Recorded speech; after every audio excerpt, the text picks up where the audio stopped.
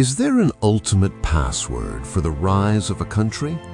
From a remote island country that is looted by pirates to the kingdom of the Japanese people who control 1/4 of the world's land and population, what is the right answer for the British?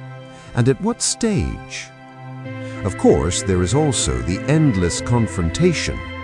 In just 4 centuries, the wealth accumulated by the empire has accounted for more than 600 billion people today.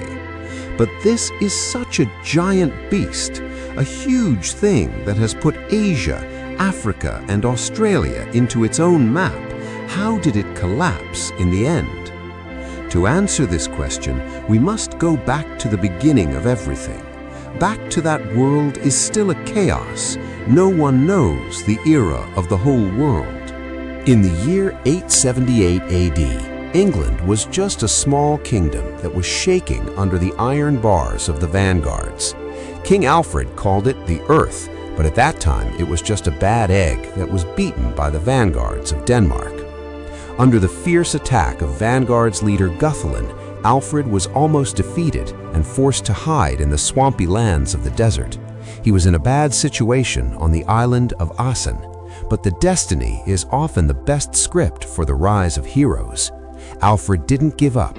He used this time to hold a long courage, secretly gathering loyal subordinates. He pulled up an army in the swamp.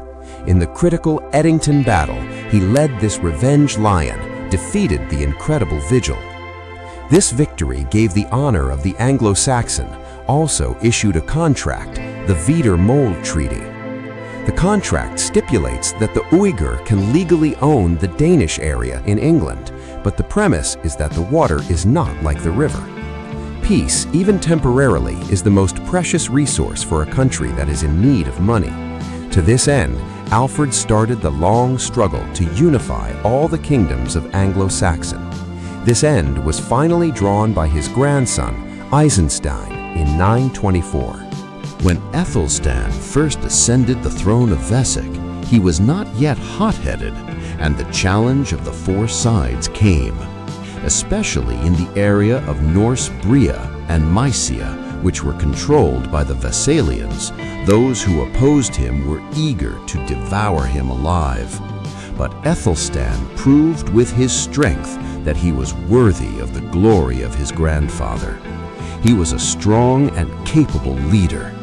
In 927 AD, he conquered North Norse Bria successfully, uniting the whole of England under his own rule. Kuyampiran tawi imenei, sana linsum fumu ya chigao choka, koma analim fumu yoyamba yeni yeni ya England.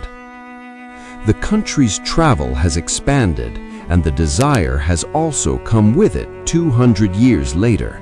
The British ruler Henry II put his greedy eyes on Ireland on the other side of the sea. In the spring of 171, Henry II led his knights and soldiers from England to England's Waterford landing in Ireland.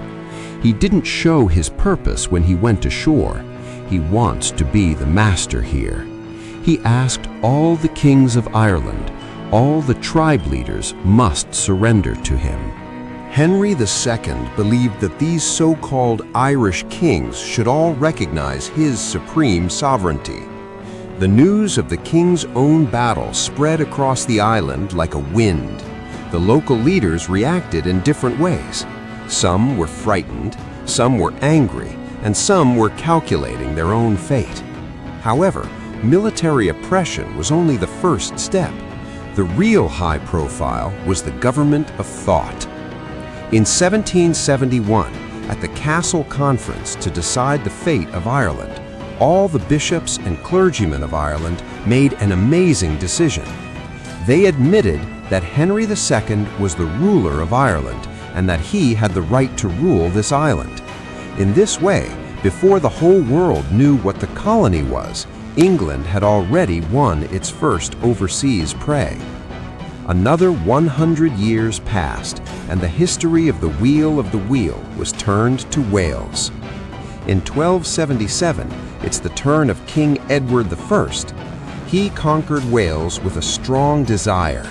It's a combination of strategy, politics, and territorial ambition. The way to conquer was the First Welsh War in 1277. Edward I's tactics were very clear: directly to the Yellow Dragon, directly attacking the Welsh resistance movement's core area, Gwyn Ned in the north. His army and Welsh defenders clashed fiercely. The Welsh were extremely strong, but they had no choice but to lose their strength and eventually lost their troops. Their leader, Prince Llewellyn, was forced to bow down in front of Edward's authority. But Edward knew that fighting alone was useless. You can beat them, but you can't beat them. So he played a game of the giant of the machine and went online. He ordered a series of huge treasures built in the whole of Wales that were so amazing that they were suffocating. These castles are both military fortresses and huge political symbols, reminding the people of Wales who is the real master here. Despite this, the fire of resistance of the people of Wales has not ceased. In 1282, the second outbreak of the Wales War, the situation was more tragic than the first time. However, the scale of fate eventually did not bleed to them. With the complete suppression of resistance, the Edgware family quickly completed its conquest. Wales was then confined to the English territory. However, the English road to war seemed to have no end. From 1337 to 1453, a long British-French 100 Years' War almost consumed the last blood of two countries, locking England in its little island. The smoke of the 100 Years' War had just disappeared, and England was fighting again. In order to fight for the throne between the Lancaster family and the York family, a Rose War of 32 years broke out. In the end, the Henry VII of the Lancaster family stepped on the throne with countless corpses, announcing a new era. Just when England was in a head-on civil war, the world was in chaos has changed, coincidentally. In 1492, an Italian named Colombo discovered the American state for the Spanish royal family. This news was like a heavy bomb blowing up in Europe. A new continent means endless gold and land. The British government's pest was completely hooked. At this time, another Italian, Giovanni Caputo, found Henry VII. He said he wanted to find a direct route to Asia. Henry VII, Min Rui, realized that this was the last chance for Britain to go on board. He immediately gave the Cabot a special status and authorized him to explore and declare any land he could find for the British king. In order to better integrate Britain, John changed his name to a more British-like John Cabot and was ready to go. In May 1497, Cabot took a small ship called Marshall and about 18 crew members from Bristol Harbor. Their trans-Pacific journey was full of unknowns and dangers. After several weeks of ups and downs and bad weather, on June 24, 1497, the scouts finally shouted out the long-awaited cry, "Land!" They arrived at a place on the east coast of North America. Cabot named it Newfoundland, meaning newfound land. They saw a scene they had never seen before. They also met the locals. They may have lived here for thousands of years, the Baltic or the Micmac. Cabot didn't hesitate. He pretended to insert the British flag into the land on the shore. He announced that this place belonged to England. How long did he stay in Newfoundland? History has no detailed record, but it can be confirmed that he rushed back after a short exploration of the coastline. In August 1497, when he returned to Bristol, he was regarded as a national hero. The discovery of Caraport quickly spread to Europe, caused a huge commotion. He gave the British an extremely important belief. We can also expand overseas. We can also share a cup of coffee with Spain and Portugal on the future world wealth map.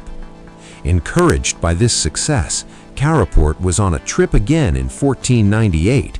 which may be intended to further consolidate Britain's sovereignty over this new land. However, this time, he and his crew were like a drop of water in the sea, forever disappearing into the mist of history. Returning to the English palace, King Henry VIII was in a mess by a family matter.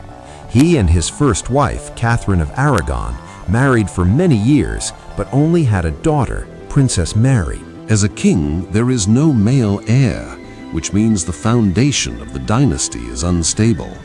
Henry VIII is more and more biased to believe that God is cursing him because he married his brother's wife, which was banned in the old contract. So he applied to the Roman Church to ask the Pope to announce his marriage invalid. But the Pope at that time was under the control of the powerful nephew of Caesar, the Spanish Emperor Charles V, vetoed I inaquiza Henry VIII.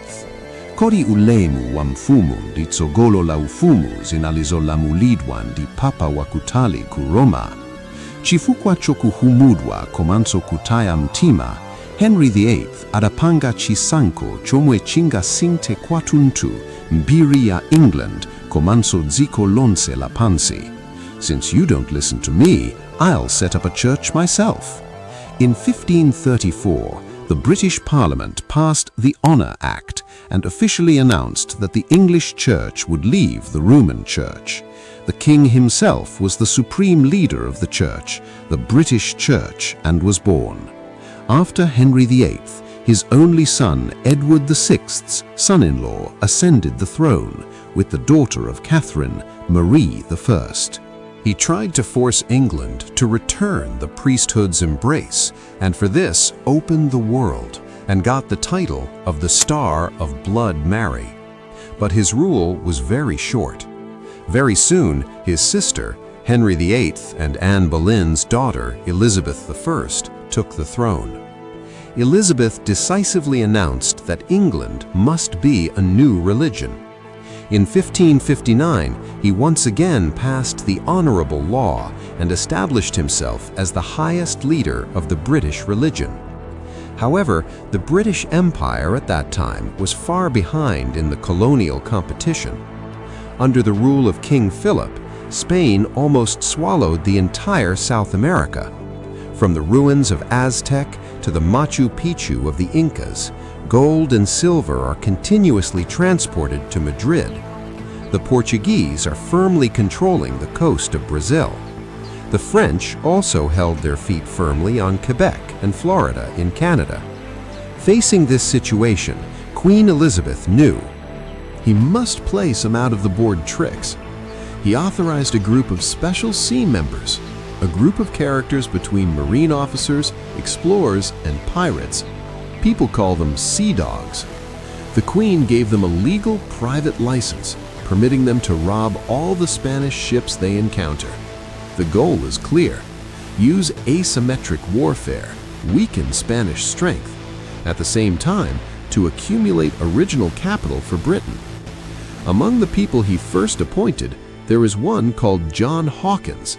This guy was once a murderer. He joined the Royal Navy to save his life. In 1561, Hawkins traveled to the Spanish colony of Canary Islands. There he discovered a way to make him a rich man, selling slaves. In 1562, he led 300 Africans arrested from Saudi Arabia to the Caribbean Sea. Because Spain and Portugal banned other countries from trading with their own colonies, Hawkins colluded with those corrupt local officials and secretly sold these black slaves, replacing a large amount of pearls, skin, and sugar. This trip was full of money. As soon as he returned to the UK, he was immediately named a hero. Huge profits make everyone blush. In 1564, Hawkins set sail again. This time, he took more than 400 slaves from Africa. He became more and more unruly. When Venezuela was banned from trade by the local governor, he even pretended to use force to threaten. In the end, he bought and sold with gold and silver and returned with full debt. His third voyage was not so smooth. He was injured when he was caught in Africa. Later, he cooperated with a local king to save more than 500 slaves. But on the way back, his crew was forced to hide in the Spanish-controlled port of San Juan del Fuego, where the Spanish pretended to be in peace and then suddenly started a war. After a battle, Hawkins and his new wife, Frances Drake, fled to England with only 15 men. But even so, the wealth they brought back was still amazing. No matter how despicable this thing is in morality, it has proved to the British that slave trade is a business worth paying any price for it. In order to find a new trade route and continue to harass Spain, Queen Elizabeth sent Franz Derek to carry out a great long-distance trade in 1577. The goal of Drake was to find a route that could go through the American continent and straight to Asia. He led the fleet all the way south to challenge the southernmost corner of South America.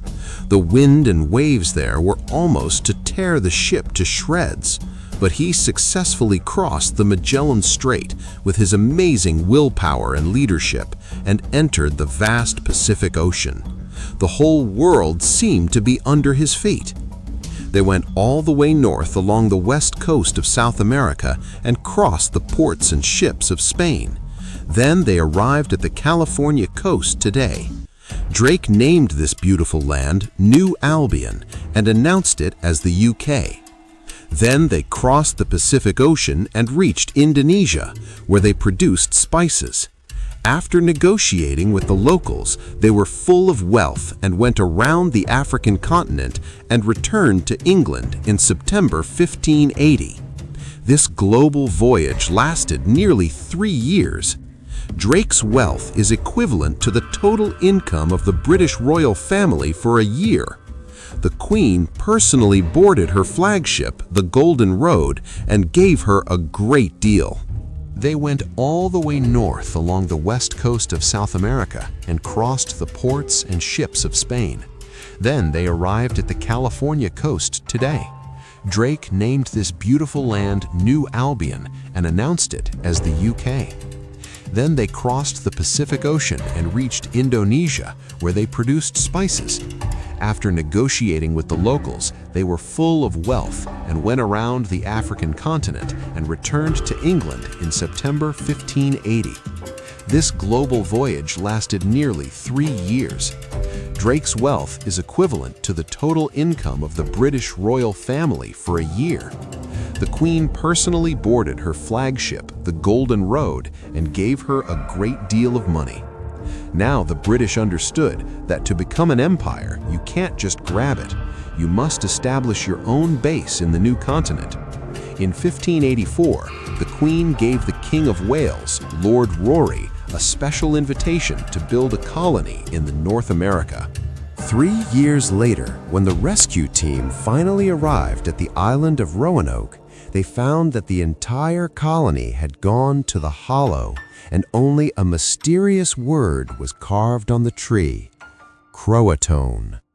These 118 people, including the first British child born in North America, Virginia Dare, have disappeared in history. At this time, England's greatest threat was already at its peak. King of Spain, Philip II, could not tolerate this egoless queen and her pirates anymore. In 1588, he gathered the world's largest and most terrifying marine force, the Invincible Fleet. This fleet consists of 130 giant warships with more than 30,000 experienced sailors and soldiers to the English Ocean. Their goal is to completely destroy the British Navy and land in England, turning the country into a province of the Spanish Empire. News came that the whole of England was in panic. Queen Elizabeth urgently summoned her Navy commanders, Francis Drake and Charles Howard. From the paper, this is a war without suspense. The British fleet is absolutely weak in terms of ship number and tonnage, but they also have their own advantages. The ship is smaller and more agile. The firepower is also faster. When the invincible fleet entered the English Ocean, the British adopted a cunning run-and-fight tactic, constantly harassing the huge and clumsy Spanish warships from the rear. Then, at a critical moment, the British sent 8 fire-burning ships to the Spanish fleet. The Spanish had never seen such a stir, and the whole fleet was in a panic. When the British caught the opportunity, they attacked the whole fleet. In the Battle of Guadalhorina, the British hit the enemy fleet with more agile tactics and more powerful artillery.